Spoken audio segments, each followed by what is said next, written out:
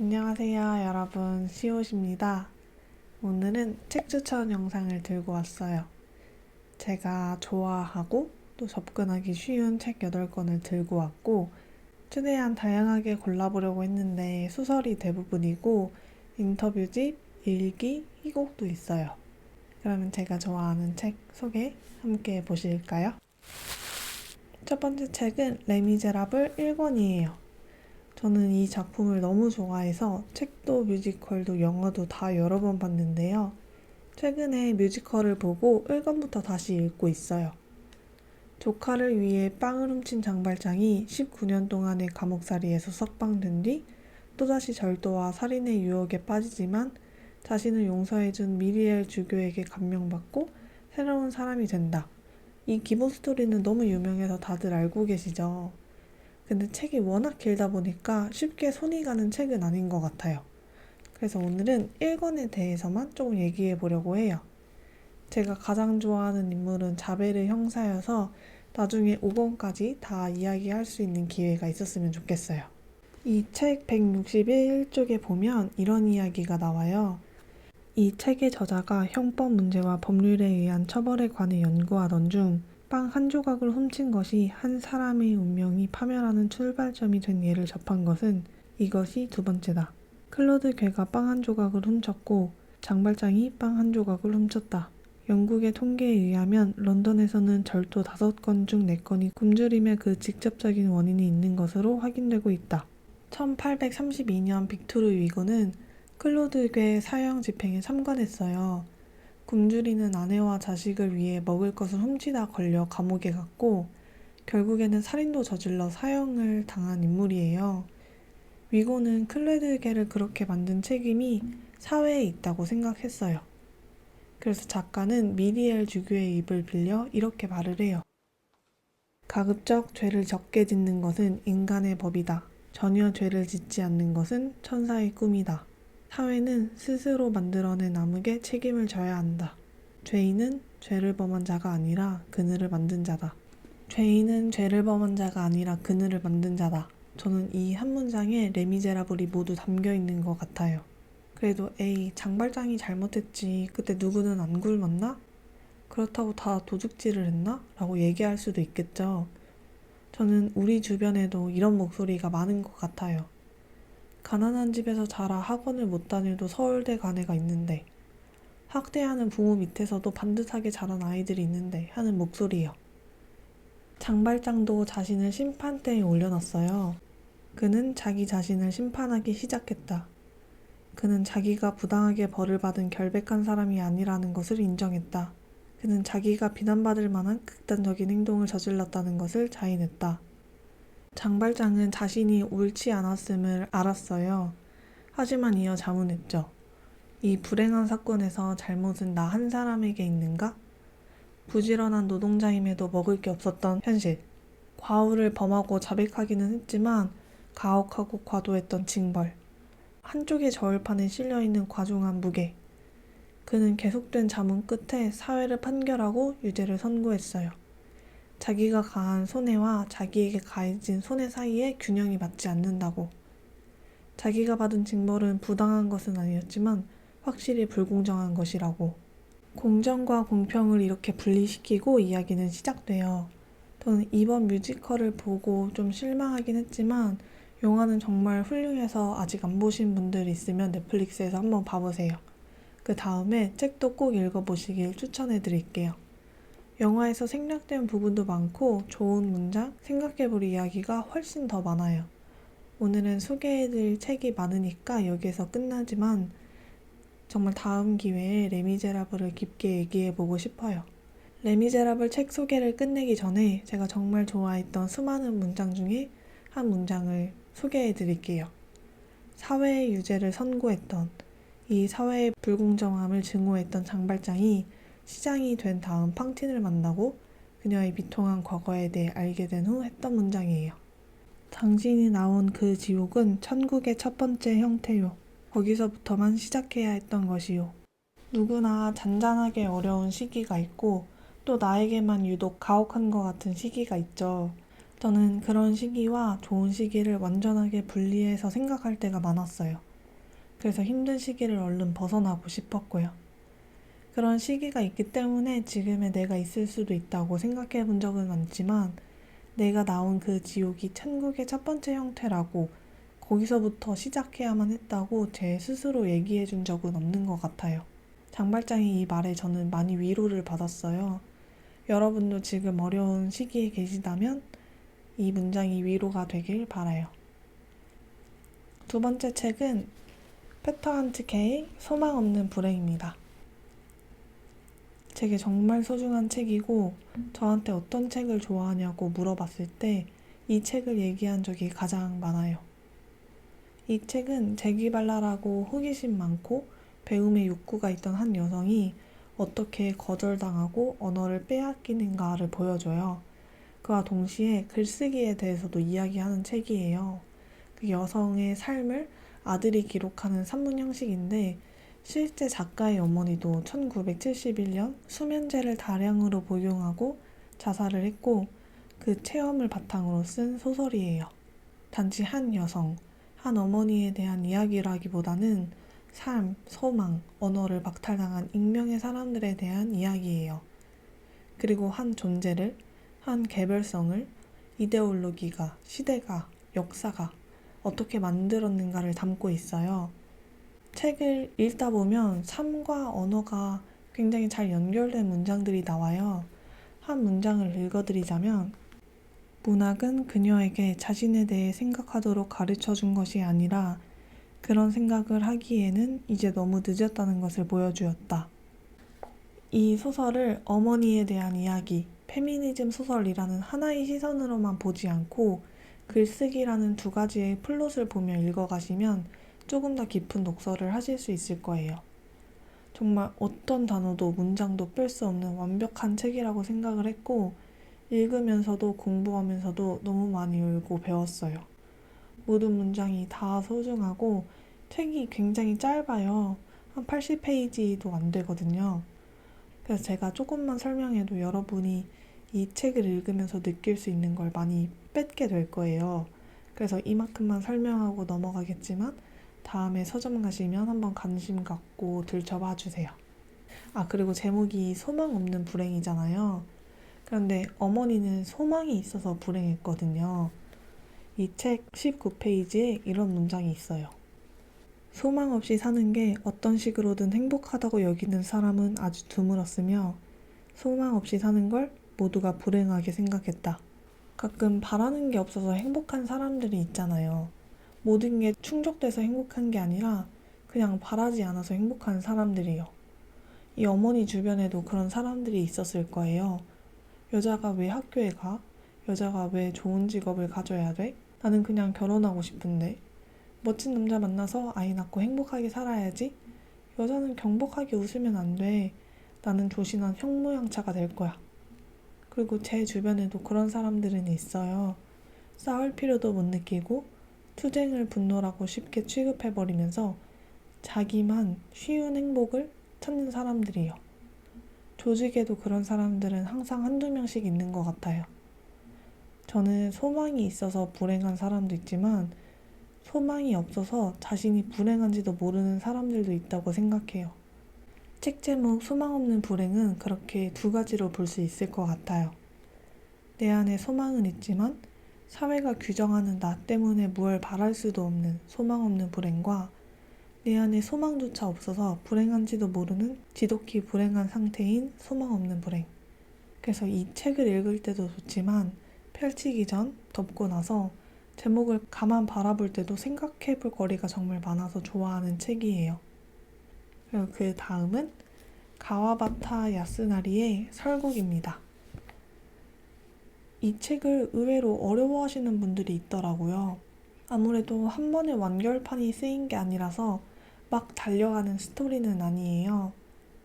저는 이 이야기 자체, 기승전결에 집중하기보다는 시집을 읽거나 미술 작품을 보듯이 읽었어요. 이 책은 첫 문장이 참 아름답기로 유명하죠. 국경의 긴 터널을 빠져나오자 눈이 고장이었다. 이 책의 문장들이 이렇게 아름답게 쓰여져 있어요. 그런데 저는 더 좋아하는 문장이 있어요. 당신을 생각하며 걷다간 전깃줄에 목이 걸려 다치기 십상이에요.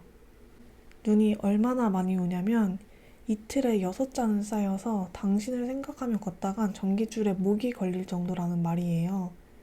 눈이 많이 쌓인다는 말이 아니라 당신이 죽을 만큼 보고 싶었다. 당신을 그만큼 많이 생각했다라는 말 같아서 좋아해요. 저는 이렇게 문장들 하나하나 즐겨가면서 이 책을 읽었고, 여러분도 이렇게 읽으시면 책의 아름다움을 온전히 느끼실 수 있을 것 같아요. 근데 이 책을 조금 더 깊게 읽고 싶으시다면 헛수고라는 키워드에 집중해서 보시길 추천합니다. 그 다음 책은 엄청 재밌는 단편소설집이에요. 조혜은의 칵테일 러브 좀비입니다. 좀비 이야기이자 이 소설집의 제목인 칵테일 러브 좀비도 재밌고, 타임리프 소설인 오버랩 나이프도 재밌는데 저는 습지의 사랑을 가장 애정해요. 물은 자신이 어떻게 죽었는지 알지도 못하고 그냥 계속 물에 떠 있어요. 밖으로 나가지 못하고 떨어지는 나뭇잎을 세거나 못생긴 물고기들에게 인사를 하며 시간을 흘려보내요. 그러다 가끔 들리는 낚시꾼, 은밀한 곳을 찾아 흘러온 연인들, 어른들 말을 어기고 싶어서 안달난 어린애들이 오면 골탕을 먹여요. 다가가거나 손목을 흔들거나 발목을 잡아 끌어내리면서요. 그럼 사람들은 헐레벌떡 도망가고 그 모습을 물 속에서 지켜보면서 증오와 부러움을 함께 느껴요. 자신의 영역에 멋대로 침입한 이들을 쫓아내고 싶다가도 발목을 붙잡고 가지 말라고 외치고 싶었다. 장난은 짧았지만 외로움은 길었으니까. 그렇게 사람들에게 장난을 치다 보니까 사람들은 저기 물귀신이 있다며 저 물은 불길하다며 점점 발길을 끊어요. 그러다 물은 숲을 만나요. 자신에게 인사를 하고 이런저런 얘기를 건네주는 숲이라는 아이와 친구가 돼요. 그 숲에는 너무 오래돼서 빛이 바랜 전단지가 있는데요. 거기에는 이렇게 쓰여 있어요. 이영, 1990년 8월 21생. 실종 당시 땡땡고 교복에 노란 명찰. 그리고 그 안에 숲의 사진이 있어요. 숲은 매일 그 전단지를 보러 숲으로 가요. 그런데 어느 날 숲에 낯선 사람들이 찾아오는 거예요. 숲을 밀고 물을 메워 골프장을 만들고 펜션을 지을 생각을 하는 사람들이에요. 이 물과 숲과 사람들은 어떻게 됐을까요? 저는 책 읽기 힘들어하지만 읽어보고 싶어하는 친구들에게는 이 책을 종종 추천해 주는데요. 정말 쉽게 읽히고 재밌는데도 환경, 가족, 삶 같은 걸 깊게 생각해 볼 수 있는 책이기도 해요. 그리고 다음 책은 철학자 김진영의 애도일기 아침의 피아노입니다. 김진영 선생님은 철학자이시고 제가 공부하는 플랫폼 아트앤스터디에서 문학을 가르치시기도 했어요. 저는 선생님 강의도 좋아하고 칼럼 쓰신 것들도 좋아했는데 이 책은 유고집이고요. 임종 3일 전 선망이 오기 직전까지 병상에 앉아 썼던 일기 234편이 담겨 있어요. 단순한 투병일기가 아니라 죽음을 앞뒀지만 여전히 살아있는 한 철학가의 시선으로 본 삶에 대한 글이자 문학, 미학, 철학에 대한 성취 노트이기도 해요. 저는 이 책을 중간중간 자주 펼쳐보기도 하지만 새해가 되면 꼭 다시 읽는 부분들이 있어요. 몇 부분 조금 읽어드릴게요. 살아있는 동안은 삶이다. 내게는 이 삶에 성실할 책무가 있다. 그걸 자주 잊는다. 시간도 흐른다. 사는 건 늘 새로운 삶을 꿈꾸는 것이다. 남겨진 시간, 흐르는 시간, 새로운 시간. 그 한가운데 지금 나는 또 그렇게 살아있다. 삶을 삶으로 바라보고 싶을 때, 삶에 조금 더 정직해지고 싶을 때 이 문장들을 읽어요. 그리고 제가 또 애정하는 부분이 있는데요. 희망은 세상 어디에나 있지.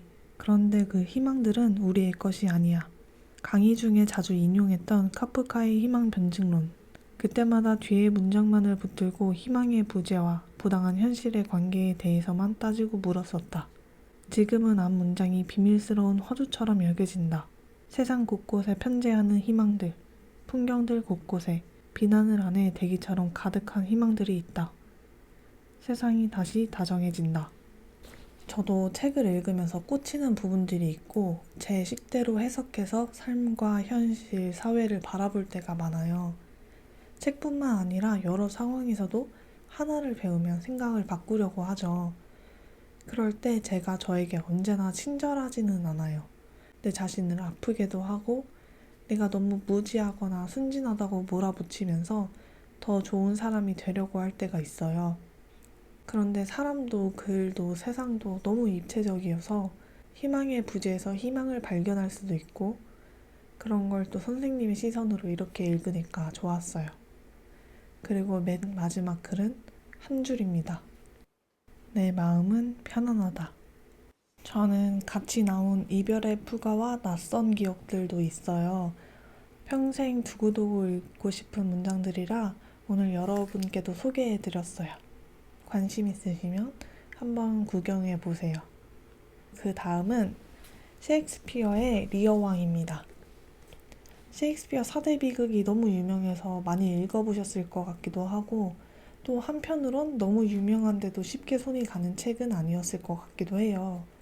근데 저는 셰익스피어 비극 중에 비극이지만 리어 왕이 제일 재밌는 것 같아요. 저는 이 책을 한 문장으로 요약한다면 거짓된 고백에 전부를 거는 어리석음이라고 생각했어요. 작품 해설에서는 조금 더 멋진 표현으로 사랑에 비어있음이라고 했어요. 이런 경험이 저에게도 있었고 많은 분들에게도 있을 거라고 생각해요. 거기서부터 시작하는 이 비극에는 정말 다양하고 입체적인 인물들이 있거든요. 얼마나 입체적이냐면 왕이 가장 어리석고 바보가 가장 현명해요. 일종의 패러독스이기도 하지만 인물들이 정말 바보는 바보다, 두 딸은 나쁘다 이렇게만 얘기할 수는 없거든요. 그리고 저는 바보를 가장 좋아해요. 바보 문장 읽을 때마다 너무 웃겨서 진짜 웃으면서 책을 읽거든요. 아무리 웃긴 책도 그렇게 읽긴 힘들잖아요. 바보가 리어 왕에게 이 유명한 이야기를 해줘요. 있다고 다 보여주지 말고, 안다고 다 말하지 말고, 가졌다고 다 빌려주지 말고. 저는 친구가 이 문장을 프로필 사진 배경으로 쓴 걸 본 적이 있어요. 우리가 살면서 가지고 갈 수 있는 문장을 바보 입을 통해 했다는 게 참 멋지더라고요. 그리고 리어 왕이 하도 멍청이 같으니까 바보가 이렇게 말해요. 올해는 바보들 최악의 불경기다. 너무 웃기죠? 만약 셰익스피어 작품 하나 읽어보고 싶으시다면 저는 리어 왕부터 시작해 보시길 추천해요. 바보한테 배울 것도 많고 읽기 정말 어렵지 않거든요. 인물들도 풍성하고 이 민음사 번역이 너무 훌륭해요. 진짜 꼭 한번 읽어보세요. 다음 책은 드디어 한국 소설입니다. 저는 최은영 작가를 제일 좋아하긴 하는데 오늘은 은희경 작가의 장미의 이름은 장미를 들고 왔어요. 장미의 이름은 장미는 셰익스피어 로미오와 줄리엣에 나오는 문구예요. 오 로미오, 왜 당신은 로미오인가요? 당신의 이름만이 내 원수예요. 몬터규가 아닌 다른 성을 가졌다 해도 당신은 당신. 장미가 다른 이름으로 불린다 해도 달콤한 향기는 그대로 장미인 것을.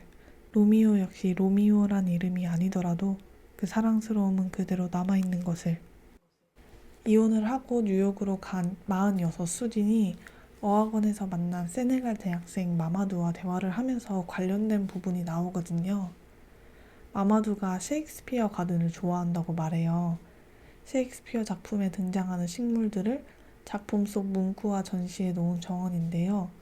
마마두는 수진을 보면서 이렇게 말해요. 나는 지금 셰익스피어 가든의 꽃핀 장미 앞에 서 있는 너를 상상해봤어. 너무 아름답지 않나요? 그런데 두 사람은 몇몇 사건들이 반복되면서 멀어지고 수지는 다시 한국으로 돌아온 다음 마마두와의 작별은 더욱이 기억이 없다고 회고해요. 나머지 작품들도 다 일종의 도피처처럼 뉴욕을 가는데요. 가깝다고 생각했던 사람들이 멀어지고 낯설어지고 또 낯설다고 생각했던 것들이 의외로 내 안에 있는 것들이기도 해요. 장미의 이름은 장미이기도 하지만 장미의 이름은 장미가 아니기도 하죠. 우리가 그렇게 이름으로 규정하는 것들, 이름이 전부라고 여겨버리는 것들이 있는데요. 쉽게 예를 들자면 너는 너잖아 라는 말. 저는 이 책을 읽으면서 가까워지고 낯설어지는 그 반복 속에서 엄청 따뜻하고 서늘한 문장들을 만났어요. 셰익스피어랑 같이 소개해드리고 싶어서 이렇게 가져와 봤어요. 그 다음 책이자 마지막 책은 이스라 작가의 새 마음으로 이웃 어른 인터뷰집입니다. 응급실 청소 노동자, 농업인, 아파트 청소 노동자, 인쇄소 기장, 인쇄소 경리, 수선집 사장 인터뷰 내용이고요. 저는 이스라 작가를 잘 몰랐는데 기획이 좋은 사람이라고는 생각하고 있었거든요. 근데 이웃어른 인터뷰라는 기획도 정말 좋았고 특히나 시선이 너무 따뜻했어요. 저는 지금 서울에 살고 있는데 모두가 익명이 되는 도시라고 하잖아요. 자주 가는 카페, 편의점, 식당 합쳐서 총 5분의 얼굴을 기억하고 있는데 서로 알아보고 반갑게 인사하는 사이인데도 이름은 당연히 모르거든요. 뭔가 그분들의 삶에 관심을 가지면 신뢰일 것 같고 저도 적당한 거리감을 원했어요. 근데 제가 또 소비자가 아닌 이상 이웃 누군가와 그렇게 인사나 대화를 나누지도 않아요. 그래서 저에겐 이웃이 정말 없다고 느꼈어요. 근데 그게 어느 정도 편하다고 생각했어요. 이 인터뷰 집을 읽으면서 책이란 건 진짜 좋구나. 내가 관심을 가지지 않았던 사람들의 작은 마음을 이렇게 볼 수 있고 좋다 했어요. 물론 책이 아닌 다른 매체에서도 가능하겠지만 이스라 작가는 책을 쓰는 분이고 저는 이 시선이 너무 좋았으니까요. 그 중에서도 김신지 작가의 어머니이자 농업인인 윤인숙 씨 인터뷰가 가장 좋았는데요. 그림자처럼 조용히 있겠다며 따라간 이스라 작가의 어머니 복희 씨를 포함해 총 4사람, 2모녀가 함께 마주 앉아 대화를 하는데요. 김신지 작가가 10년 전 세계여행 떠났을 당시를 얘기하면서 어머니가 우셔요. 잘 있나 괜찮나 생각하면 마음이 아프고 걱정이 끝이 없으니까 일을 막 열심히 하게 됐다고. 너무 걱정하지 않으려고. 그런데 옆에 있는 복희 씨도 우시거든요. 근데 그걸 읽으면서 저도 울어요. 그렇게 가장 개인적인 이야기도 담겨 있으면서 또 이분들이 다양한 직업을 갖고 계시잖아요. 그 일에 대해서도 좋은 대화가 오가거든요. 물론 농사, 응급실, 청소, 수선 같은 일에 대해 알아보는 것도 참 흥미로웠지만 어떤 직업을 갖고 있든 각자에게는 다 어려운 점이 있잖아요. 그러니까 이 인터뷰집을 읽으면서 직업이라는 큰 뭉텅이에서 그 이웃 어르신들이 하고 있는 일에 대해 청킹다운해가면서 세세한 이야기를 들어볼 수 있는 것도 좋았지만 다시 한번 청킹업해서 일을 하는 마음, 그게 무슨 일이 됐든 그 마음에 대해서도 얘기를 해주는 게 참 좋았어요. 그 농사를 하시는 어머니께서 이렇게 말하시거든요. 감정이 올라올 때도 있지만 빨리빨리 잊어버리려고 해. 스트레스를 안고 꿍에 있으면 나 자신이 너무 상해버리잖아. 새 마음을 먹는 거지. 자꾸자꾸 새 마음으로 하는 거야. 아, 왜 책 제목을 이렇게 뽑을 수밖에 없었는지 이 부분을 읽고 알겠더라고요. 저도 몰랐는데 이거를 읽고 새 마음이라는 말에 생각보다 더 큰 감동을 받았었나 봐요. 읽을 때도 좋았지만 제가 힘들 때 새 마음으로 하자고 주문을 계속 걸게 되더라고요. 이게 그냥 있는 것도 아니고 이겨내는 것도 아니고 새 마음으로. 제가 다 책 내용을 얘기할 순 없으니까 한 분에 대한 인터뷰만 얘기했는데 정말 이렇게 예쁜 시선들, 단지 이스라 작가의 예쁜 시선뿐만 아니라 우리 사회 어디에 있을 어르신들의 예쁜 시선도 함께 잘 녹여져 있어서 읽으면서 마음이 따뜻했어요. 저는 이 책 선물 받은 거거든요. 이스라 작가도 잘 몰랐고 인터뷰 집을 구매한 적도 없는 것 같아요. 저라면 절대 사지 않았을 책 중에 하나예요. 근데 정말 선물이기도 하지만 선물 같은 책이었고 그래서 저도 이 책을 다른 친구에게 선물로 줬어요. 전 책 선물 진짜 까다롭게 하는데 이걸 선물하는 것만으로 제가 상대방에게 또 고운 시선을 전해줄 수 있을 것 같아서 선물을 했었고 이 책뿐만 아니라 오늘 제가 추천드린 책이 여러분께도 선물이 되었으면 좋겠어요. 물론 제가 드리는 선물은 아니지만 이 작가들이 여러분께 드릴 선물이지만 함께 읽고 좋아해 주시면 저도 행복할 것 같아요. 오늘 총 8권을 추천드렸는데 혹시 읽어보신 책들이 있으시다면 같이 얘기 나누고 또 추천해 주실 책들이 있다면 댓글로 알려주세요. 그러면 저는 다음 영상에서 다시 만날게요. 안녕.